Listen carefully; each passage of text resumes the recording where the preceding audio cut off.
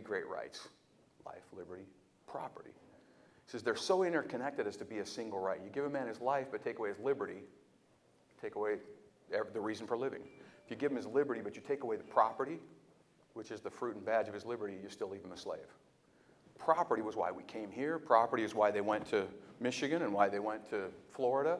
Property was why they went west, so you could pass on opportunity, govern yourself. You take away property, and our system doesn't work. It's fundamental. And yet, so what was crazy was so Maryland was fighting the battle. So at the Constitutional Convention, they said, do we really want those savages in the western states to have equal say in the government with us? You know, the savages in Michigan, Florida, in Illinois, and in Missouri and Louisiana. Do we want those savages in the western states to have equal say in the government? And they had that debate in the Constitutional Convention, and they said simply, our system doesn't work. If we have back-of-the-bus states, we have that inequality, that's going to fester. It'll never work unless we have an equality of states. And again, Maryland, you guys were awesome. You guys called that question. You put that question squarely in the debate. They had that debate and said, no, it doesn't work unless states are equal. No, really, really cool stuff. Incredible history. I mean, to think about, our nation would have died at childbirth if it hadn't been for resolving this question initially. What are we going to do with the western lands? We're going to dispose of them, use the money to pay the debt, treat states equally. No, incredible stuff. How are we doing on time? You can start now. We can start now? Okay, do I just go or do we do anything else? You can start. Okay. All right, well, let's get rolling. I am so honored to be here at CPAC. I had to run off the floor of the House. There were so many things I wanted to vote on, but we ran off to get here. We'll speak here and then head back. We've got 4 more days left in our legislative session. I'm Ken Ivory, state representative in Utah House of Representatives. I also am the director of the Free the Lands Project with Federalism in Action. And so I'm really honored that you see this map up here. I'm honored to be here to talk about spaghetti sauce. Naturally, right? Think about it. I make the best spaghetti sauce in the world. I really do. It's awesome, right? You know spaghetti sauce. You got that homegrown basil. It's critical, right? And you get garlic. You got to have lots and lots of garlic, right? Just lots of garlic. And then you get the Italian sausage, but you have the spicy and the sweet Italian sausage. You mix them together. And then really critically, you get the Parmesan cheese, but you don't put it on top. You put it right in the sauce. And you simmer it right in the sauce. Right? She's getting hungry right here already, I can tell. Now the critical ingredient, you know the critical ingredient for good spaghetti sauce? I walk out my back door. I go off my deck to my own garden. I pick tomatoes right off the vine from my own garden, and I stew them up in my sauce. And you stew it all up, and it is the most incredible spaghetti sauce you've ever tasted. You come over sometime, I'll share it with you. How many of you have your own garden? Have you ever grown your own garden? How many of you like tomatoes out of your garden instead of at the store? Right? You like them better there? Now, how many of you think that someone thousands of miles away with a book on gardening can do a better job taking care of your garden than you can? I don't see any hands go. You think so? You don't have the green thumb, right? Even no green thumb. You think somebody thousands of miles away doesn't know your climate, doesn't know your soil condition, doesn't know the pests, anything that happens that goes wrong, are they going to be able to take care of your garden? That's what we're saying. That's what we're saying right here. Western lands are so unique, and we have federal agencies that say, from thousands of miles away with a policy manual, unelected bureaucrats can do a better job managing the garden of the West than the people that live there, whose lives and livelihoods depend upon the land. So as a state representative, I got involved because I'm a dad. I have 4 kids. I'm critically concerned about what's coming. National debt, right? Where are we at? Almost $20 trillion right now, right? Unfunded obligations, we don't even know where they're going. Because we violated the basic promise of America. Give people liberty, property, let them determine their own destiny, and that's the recipe for peace and prosperity. We're violating that, but this is a solution as big as the problem. It's liberty, it's property. It's unleashing our ingenuity as Americans. It's a real solution big enough. So my job here then, I'm now in the state legislature, but also working with an organization called Federalism in Action on the Free the Lands Project. Our job is to build coalitions. You have some coalition letters on your chair. We need to build coalitions. We've got to raise up leaders. Leaders who understand that there is a solution, and the solution is as simple as the equation of our nation. Protect life, protect liberty, protect property. Let people determine their own destiny, and we'll see an environmental, an economic, and a constitutional renaissance in the United States. It's right there. It's right there. That's why this is so big. And your question earlier, this is gaining traction all over the West and beyond, because it's a real solution. It's a real solution big enough. We all want healthy air, water, and wildlife, right? Anybody not want that? We all want safe and vibrant communities, right? We all want abundant recreational opportunities. Everybody wants that. Now, what you'll hear is some people will demagogue this, and they'll say, oh, if we let people in the West manage their own lands, they'll ruin it. Isn't that absurd to think about? If we managed our own garden, we would ruin it somehow. No, a healthy garden is a productive garden. Productive garden is a healthy garden. It's always been that way. But those are some of the arguments. So let's talk about gardening, right? You see a difference here? A little bit? Now, some of you, I know we've got some folks from Arizona, others from the West. If you're from the West, you see this everywhere you go. Washington, you know this. You've had record-setting wildfires the last couple of years. This is all over the West, isn't it? Do you know the difference between the left and the right? You know what it is, don't you? Isn't that amazing? Isn't that amazing? All over the West. Why is it like that?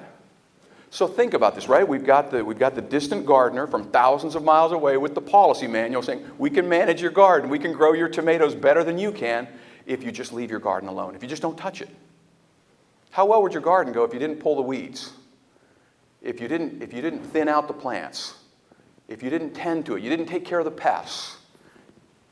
Think about that. That's what's happening all over the West. The Forest Service is in the Department of Agriculture for a reason. It's a crop. It's a living crop. It's a garden. But this is the way the federal government's tending the garden from thousands of miles away. Now the difference in that, the left side is federally controlled. The left side is federally managed. The right side is state or private. So, was there fire on that side? No. That's just dead. That's just dead. Let me give you an example. I'll give you an example that'll kind of illustrate it. Imagine you have a pen that holds 50 cows. And you have food for 50 cows, you have water for 50 cows, and you get a bright idea because you're managing it from thousands of miles away with a policy manual, and you say, I want to put 1,000 cows in that pen that holds 50, that has food and water for 50, and you walk away. What's going to happen to the cows? They're going to starve. They're going to get sick. They're going to die. In the western forest, we have water and sunlight and nutrients to sustain about 50 to 100 trees per acre. But because we've got the distant managers from thousands of miles away with a policy manual on how to manage western lands, they say, let's not harvest any trees. And so instead of 50 to 100 trees per acre, Washington, 5, 6, 7, 800, 1,000 trees per acre. And they can't fend off the pests that they would naturally. They can't fend off the diseases that they would naturally. They're soaking up water, all of them. It's like instead of having your Diet Coke with 1 straw, you've got people with 100 straws in your Diet Coke. How's that going to work out for you? No, it's sucking up water just to burn. Record-setting wildfires. I'll show you more of that. And so that's what we're seeing all over the West. Our forests are dead and dying all over the West, and you that are east of the Rockies are spending billions of dollars a year to pay for that. We'd like to invite you to knock it off. You've probably heard Russian fires up there, which has devastated Washington State. And the people that were trying to put out the fires would call the BLM or whoever was running it. They could not go on to the public lands to fight the fires. It would take hours, sometimes days to get permission to cross that edge. So even the people who are living next to this dynamite factory that say, I want to go in and protect my own land from the fires encroaching from the federal forest, they're being told, no, you can't put out the fires even as it approaches your own land. You can't step onto federal land. We had 2 ranchers that set fires on their own land to burn off the brush and the excess fuel. It went a little bit onto federal land, 100 acres in the scheme of hundreds of thousands. They're now in prison for 5 years as terrorists for trying to manage their land with fire. So this is that policy manual from thousands of miles away now. This is what's being imposed on the western states. Hands off, don't touch. How well would that work in your garden? Right? If you're growing tomatoes and you say, hands off, don't touch, how well are your tomatoes going to turn out? Not so well, right? Yes, sir. Just to play devil's advocate, what are the bureaucrats thinking of? Let nature take care of it. Nature always has.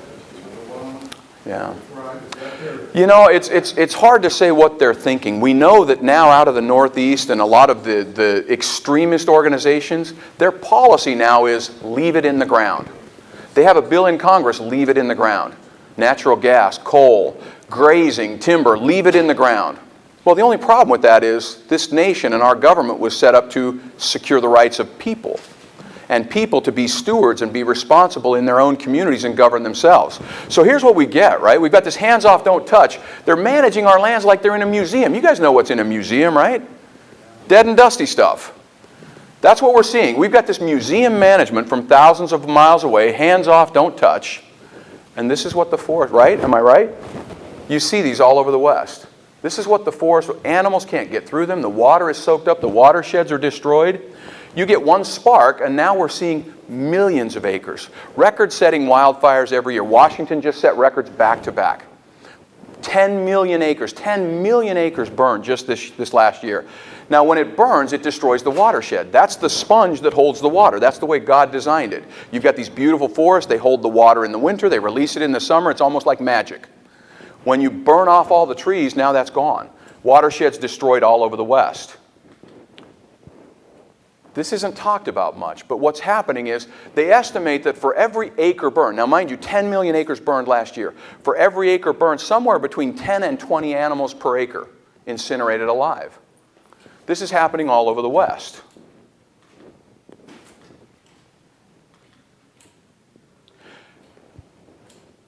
Roads? Roads are being shut down every time we turn around.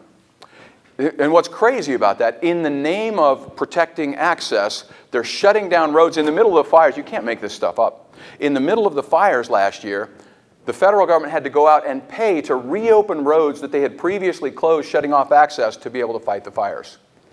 Thousands of roads being shut off all over the West for access. And this is what it's doing to communities. We had in Garfield County, they declared an economic state of emergency just this last summer because they've gone from 150 students, 7 through 12, down to 50 because they shut off their mining, shut off access, shut off grazing. There's nothing left in a community that's based on resource that has 90% federally controlled land. 90% federally controlled land in their county. We have communities, the mills are dying up, communities are dying all over the West. I want to tell you about this. This was on NPR about 18 months ago. Megan Kelly did a piece on it as well. So Josephine County, Oregon has some of the most productive forests in the nation. They paid for their police. They pay for education from the receipts that come off of tending the garden. Imagine if I came to you and I made a deal and I said, you know what? I found a value for weeds and I'll pay you. I'll pay you $25 a week if you'll let me come weed your garden. Anybody in here take that deal? I'll pay you $25 a week for the privilege of weeding your garden. That's what used to happen in our forests. Timber companies would come in and you say, you can take out this many trees. We want to get down to 50 trees per acre, keep them at this size. And they paid for the privilege of weeding our garden. Josephine County, that's how they funded their sheriff's department, funded education, public services. Then it was all shut down from a distant bureaucrat managing the land from thousands of miles away with a policy manual that says hands off, don't touch, museum management. In that situation, the sheriff's department went from 30 sheriff's deputies down to 2. This woman calls 911. Someone's breaking down her door and she calls 911 and the 911 operator literally tells her, I'm sorry, the sheriff only operates from 9 to 5. Can you ask him to go away? Seriously, can you ask him to go away? She says, I already tried that. She says, well, all I can tell you is to call back tomorrow. The woman was raped and brutalized in her own home. Because Josephine County now, they don't even have the ability to raise taxes. Their last meal just shut down. That's their resource. It's gone. So now what was their resource is now this tinderbox that is growing on top of each other. The trees are dead and dying. And the sheriff, I stayed in Sheriff Gilbertson's home. Sheriff Gilbertson actually put out a press release that said, if you know you have domestic relations issues, you should move somewhere else. I can't protect you. There's no funding. This they call this bear Cinder Bear. The fires were raging through Idaho, and this little bear cub was trying to find its way out, burned up to its elbows on all four paws, just completely burned, its face burned. They found it huddled under a porch. Now this was the lucky one. They found her and they were able to nurse her back to health. Millions of her forest mates are just incinerated alive. They nursed her back to health and released her, not in this necessarily in this forest, but they released her into another federally managed forest that's managed from thousands of miles away, hands off, don't touch. These trees are so thick, one spark is all it takes and the fire goes out of control. It burns through the crown, it sterilizes the soil, it runs off the water, devastates the land for decades. In fact, in Arizona, they had the Rodeo Chittisky fire in 2002. It's still a moonscape. It's absolutely a moonscape. It's not even regenerating. This was in Washington. This was in your papers. Washington State, the trees are so close together, the fire gets so thick and so intense, animals trying to escape, this cow got stuck between the trees and burned alive. There are thousands and thousands and thousands of photos like this. Does it impact wildlife? Well, as we were talking about, they estimate somewhere between 10 and 20 animals per acre. In a 10-year period, 102 million animals incinerated alive. Pollution, worse than anything that comes out of a smokestack or a tailpipe. Just in the 10-year period, 4 billion pounds of toxins released from wildfire. And we get photos like this from all over the West. Now, mind you, this is what environmentalism looks like. What some people call environmentalism.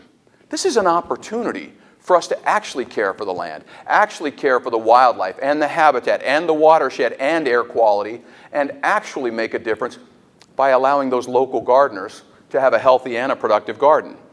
Does PETA have any opinion about this? Do they know? I don't know. We haven't engaged with them. Now this story will get your blood boiling. Okay, so now you've got the overgrown forest, right? Tinderbox, it's like living next to a dynamite factory run by chain-smoking chimpanzees, right? You know it's just a matter of when, not if.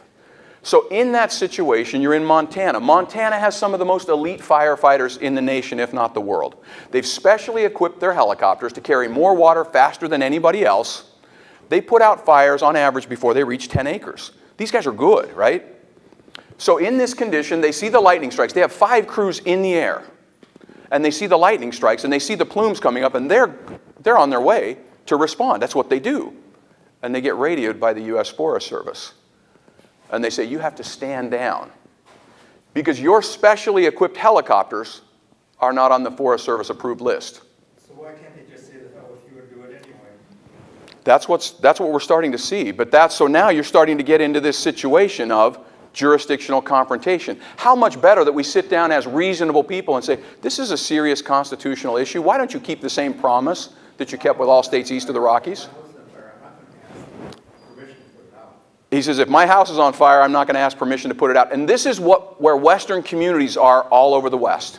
This is why those ranchers in Oregon, this is why they're in jail for 5 years as terrorists. They did just that. They said, I'm going to do the back burn. I'm going to burn off that fuel myself and take care of that load. And now the federal government put them in jail for 5 years as terrorists under the Anti-Terrorism and Death Penalty Act. They're taking county commissioners, making examples of them all over the West. That's exactly what needs to happen. And that's where we're going in this whole presentation. We need to raise up leaders that have the knowledge and the courage to understand their state jurisdiction and protect those rights. That's exactly where this is going. My question to you is, why are we talking about this on Saturday morning with maybe 50 people in it, rather than out there in Lake Peter talking to thousands of people? Exactly. So tell the people at CPAC, tell the people in every organization, this whole point is to build coalitions. We've been telling this story throughout the West for the last 4 years. We're now coming east of the Rockies because we can't do it without you. We're 5 minutes. Oh my gosh, guys, we're never going to get through this. You guys had way too many questions. I want to show you a Mike Lee video. Let's get fires and the floods. We're going to go through this. The logging is down, record-setting wildfire. We've got to manage our lands like a garden. Let's come through this. I want to show you this Mike Lee video so you know why it matters to you. And this is what we do need to get on the main stage at CPAC. We've got to get the people closest to the land that are managing our lands. This is Property Environmental Research Center. For every dollar that the federal government spends managing public lands, Every dollar the federal government spends, they lose 27 cents. For every dollar the states spend managing public lands, they generate $14.51. You guys are paying billions of dollars for the federal government to lose money where the states make money. States only generate 1,000 times more revenue per acre managing forests than the federal government. Only 1,000. You know, what could go wrong with that? Let me show you this video from Mike Lee. So what happens, until 1976, Congress knew that it was obligated to dispose of the land. They knew it was obligated to treat states equally. Let's kick through some of this. Legal arguments are serious. Let's kick through some of them and get here to our good senator. More recoverable oil than the rest of the world combined. Rare earth elements, we're getting them from China now. They control 90% of the market on rare earth elements. We can't put a military on the field without rare earth elements. They're locked up from New Mexico to Alaska. This is Senator Mike Lee. Until 1976, Congress knew it was obligated to dispose of the land. 1976, they said, we're just going to keep the land. But we're going to give you a consolation prize. It's called payment in lieu of the taxes you would otherwise get if we kept our promise. This is Senator Mike Lee on payment in lieu of taxes. This farm bill is a monument to every dysfunction Washington indulges, to bend our policies and twist our economy to benefit itself at the expense of the American people. More than 50% of all the land west of the Mississippi River is controlled by a federal bureaucracy. In my own state, it's 63% of the land. In Daggett County, it's 81%. In Wayne County, it's 85%. In Garfield County, it's 90%. 90% of the land in Garfield County isn't theirs. To compensate local governments for the tax revenue that Washington unfairly denies them, Congress created, as only Congress could, the PILT program. PILT stands for Payment in Lieu of Taxes. Now, under PILT, Congress sends a few cents on the dollar out west every year to make up for lost property taxes. There's no guaranteed amount. Washington just sends what Washington feels like sending. The end result of this legislation will be to disenfranchise and extort the American people, to benefit special interests, to enrich the well-connected at the expense of the disconnected. It's time to have a serious debate about a permanent solution to federally owned lands that can improve economic opportunity and mobility while reducing the national debt and deficit. I believe we are capable of finding such a solution. So because Western states are held dependent, 90% of their lands are federally controlled, they can't fund education, police, fire, and Congress in their bill says, we'll pay you the $35 million to Utah if you vote for a $1 trillion increase in food stamps and farm subsidies. You all got a $1 trillion bill because we're kept dependent. The constitutional equality of states is essential to the harmonious operation of the republic. If you have states that are unequal, you get that type of exploitation. This is what it used to look like. This is what that map of federally controlled lands used to look like. From Michigan to Iowa to Louisiana to Florida. Florida was 90% federally controlled. That's what it used to look like. I want to end on this. Thomas Hart Benton, Democrat from Missouri, he was the one leader that stood up and solved this. He says, my election to the Senate found me battling for changing this inequality and unfairness. He says, I did everything I could, speeches and bills. He says, the federal government was like a monopolizer of the vacant lands of the West, Michigan and Ohio and Florida. Like all monopolies, it results in a hardship. He says, members of Congress and leaders, fix your eyes steadily on the period of the speedy extinction of the federal title to all the land within your boundaries. And they did. I would submit to you, this is the greatest opportunity in our generation. We have a solution big enough to solve the debt, the deficits, the constitutional inequality, to put the federal government back in the constitutional box it came in. It starts with property. That's the essence of who we are. So my petition to you is just what you said. Get this up the chain. This should be on the main stage. This is a $150 trillion solution. This is the very essence of equality in our constitutional system. Ronald Reagan made this statement in 1987. He said, this is a wonderful time to be alive. We're lucky not to live in pale and timid times. We've been blessed with the opportunity to stand for something. For liberty and freedom and fairness, and property is the essence of all of that. These are things worth fighting for, worth devoting our lives to. So let us go forth and get this on main stage and get it in coalitions and get our leaders to be Thomas Hart Bentons. Let us go forth with good cheer and stout hearts, happy warriors, out to seize back a country and a world to freedom. Thank you very much. I don't know if we have time. Do we have time for questions at all? We're supposed to start our next speech right after you. Okay, so that sounds like no. I'll be happy to answer questions out in the hall. Take the materials. I have cards up here. There's some pins if you want to be a warrior, a happy warrior on rebalancing. I've got some pins up here. Wear them proudly around CPAC. Get this up the chain. Build those coalitions. Thank you.